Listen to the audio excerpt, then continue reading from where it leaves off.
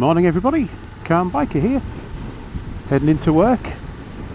No topic, so thought I'd do a tower of Babble, see if anything comes out.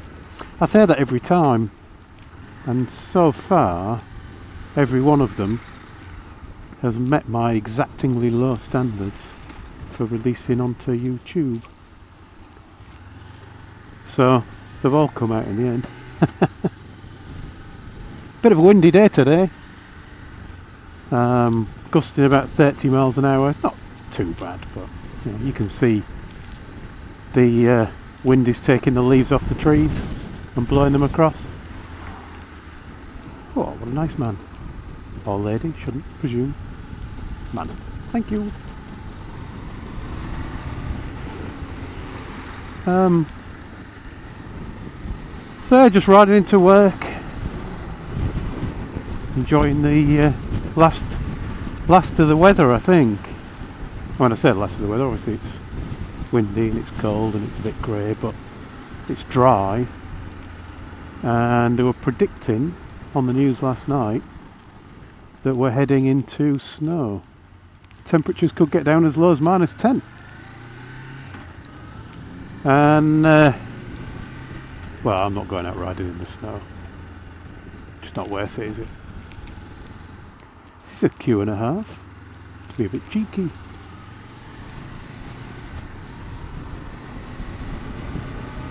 Even after over 5 years of riding, I still get amused by the queues. When I'm on the bike, that is. When I'm in the car, which is less and less, I get massively frustrated by the queues. You can tell I'm not in the car much. We took it out for a quick drive the other day. I can't even remember why, to be honest, but I know we needed the car, not the bike. I think maybe I was picking up some DIY things, something that would be too big. It's the one thing I keep the car for, really, is lugging things about, because you can't really, well, I've got a top box and panniers when I want them, I can't really stick a 7-foot fence post in them. But jumped in the car on the driveway, whacked in reverse. I know it's cheeky to reverse out of a driveway, you're not really supposed to do it, but I live on a road where there is no traffic, a little cul-de-sac, a little dead end, and it's not like I'm reversing out onto a main road or anything silly like that. But whacked in reverse, a little bit of revs, released the clutch, and basically the car just started to lift up at the back, and I'd not used it in 3 weeks, and we've had a bit of rain here and there, and I guess it's rusted up the brakes, and the blooming thing wouldn't move. Now quite often you get that thing where you get the little pop as the brakes release because they have just stuck on a bit, but this was properly stuck. I was at the point of thinking, do I need to take the wheels off and try and free something up here? And in the end I did something that's probably a very bad idea, but I just didn't care. It's a car, innit? I've just basically given it 3,000 revs and then dropping the clutch, and there was quite a bang and one of the brakes released, and then it would lift up at one side at the back. I did that again and it was going, tried the brakes, everything seemed to be working alright, so. But I guess I need to use it a little bit more, even if it's just moving it around a bit. I've got out of the habit of parking it up against the garage for that extra security of, if you're going to try and break into the garage to get the bikes, you've got to get past the car first, and I'm thinking maybe I'm going to have to start putting the car right up against the garage again, just to keep it, the wheels turning so they don't seize up completely.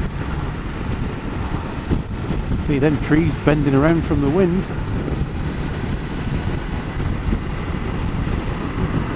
I did a video ages ago about riding in wind, and I've not changed a lot of my thinking on it really, if any.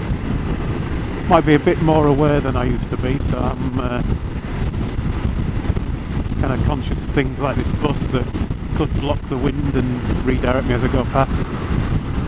Conscious of people like that car driver who appeared to be letting me pass, but then slowly drifted across. I guess they didn't know I was there.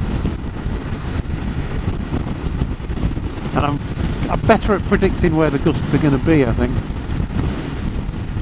So I know it's going to be gusty now because we've got kind of one side, a big choppy wind coming across from the open side and hitting them trees. And I'm coming up to a country road shortly. Well, that tree's bending over well, isn't it?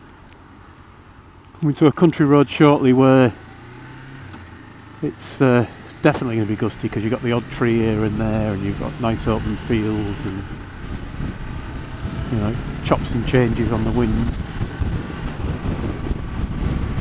But apart from that, not a lot's changed. I just changed my riding position a bit. I actually had somebody commenting on my old video not long back, probably a week or two ago, and it surprises me that still people find them old ones. It's nice though, especially when they comment on them. And they were saying about trying to build the confidence for riding in this kind of thing. And for me, it's just accepting, rather than trying to fight the bike, just accepting it's going to get blown about. Depending on the bike you've got, if you've got a light bike that's slab-sided, it's probably going to get blown about more than a heavy bike that maybe has got holes through the frame where the wind can get through. But all I do is make sure, you know, normally down here I'd probably be a bit closer to this bit, a bit closer to the middle, give myself nicer bit of space from anything flying over, kicked up from cars on the other side, and plenty of space from cars over on the left.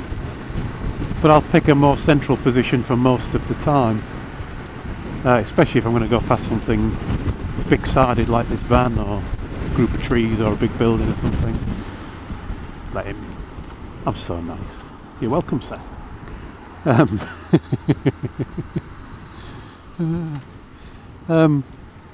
But then just accepting the bike's going to get blown about, and when you're in the middle, when it gets blown about, it's not going to get blown out the lane or into that curb. It's probably going to get blown maybe a third of the width of this lane at the worst. And then trying to not actually fight it. Oh, that's annoying. I thought I was going to get away with it. Ah, there we go. Got a gap here, look. Whee! Yeah, trying not to fight it, because it's quite an instinctive reaction that if you get blown to the left, that you're going to want to push to the right and get the thing across. But in reality, it's unlikely that I can react as quick as the bike can, and the bike will try and straighten itself up and try and correct itself. So if I just let it kind of slip out from under me, and you know, if I get blown from the right, I'll end up with the wheels moving to the left, and because I'm not reacting, that'll just push the bike across, and I'll be leaned over to the right. And because I'm not putting any input in the bars at that point, the bike will just stand itself back up again and sort itself out. So if I put an input in though, if I actually put that right hand bar in, then I'm just going to make it unstable, so I try not to bother. I remember somebody telling me about this great clip on YouTube. It's worth having a look, and it's a guy at the TT, I think, and it's not about the wind, but it's about trying to put in inputs rather than letting the bike sort itself out. And this guy is riding very fast, and he goes over one of the jumps, and as he comes back down again, his wheel is to one side just slightly, and that puts him into a tank slapper, and you can see him holding on and trying to correct it, and the tank slapper gets worse and worse and worse, and eventually he's flung off the bike, at which point the bike, without his input, stands itself up and just carries on in a beautiful straight line, absolutely stable. So I kind of work on that principle that the bike is designed to be able to sort itself out. It's designed to be massively stable. So here's where I might get blown around a bit. So just let it. There you go. So I just let it do its thing, and that was me just putting no input in at all. The only time I'd put in an input is if the gust was so bad that I was heading towards that ditch. At which point, fair enough, you know, but it'll be a kind of slow, solid input rather than a quick try and correct it. But to be fair, in that situation, that's not really a gust, is it? That's just massive wind, and I need to correct my line anyway. Aside from the wind though, it's a lovely day for a bike ride, and even with the wind, it's still good fun. But ride's nearly over. I'm nearly at a point where I need to stop videoing, so well, traffic lights. Temporary traffic lights. So I'll just say thank you for watching, everyone. Birds trying to fly against the wind. They've got a bigger problem than me on the bike. Thanks for watching, everyone. Ride safe, and I'll talk to you all again soon.